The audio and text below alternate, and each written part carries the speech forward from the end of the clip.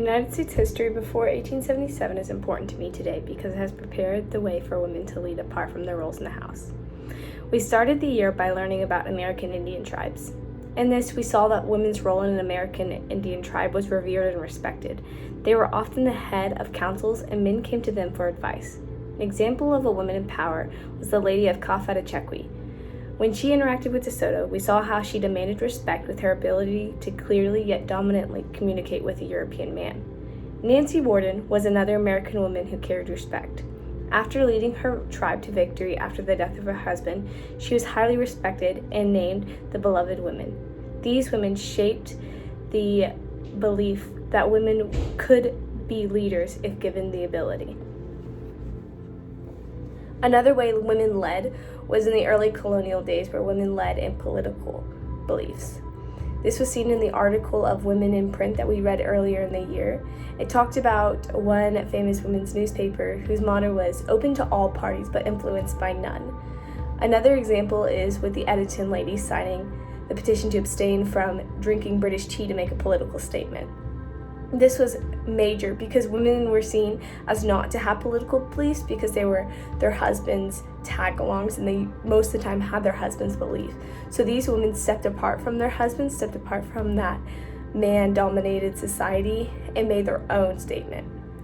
The ladies of Edmonton had to defy the social belief that women were only their husbands' properties, and the rumor spread by Philip Dawes' painting to try to tarnish their reputation. These women are the reason why women today can step up and be confident, and now that we have a voice. Another strong group of women that led before 1877 was women in the abolitionist movement. Women like Sojourner Truth, Harriet Tubman, and Maria Stuart led a huge wave in the women's rights. Sojourner Truth's famous speech, "Ain't I a Woman?" shows the hardships of women and their strength through racial tension in America. She compared the hardships of a Black American male to a Black American female to be the same, and this was a major controversial statement to make. Harriet Tubman showed true determination in her escape from slavery and leading many to freedom through the Underground Railroad. Lastly, Maria Stuart was the first woman to speak publicly for abolitionists and women's rights. These ladies shaped how women's culture today is strong and independent, not just in the African American culture, but also women in a whole in America. Influential women such as Abigail Adams and Judith Sargent Murray stepped out to declare the wrongs of the unequal rights of women. Abigail Adams wrote, "We will not hold ourselves bound by any laws to which we have no voice or representation." She was speaking on the fact that laws were made by men and for men.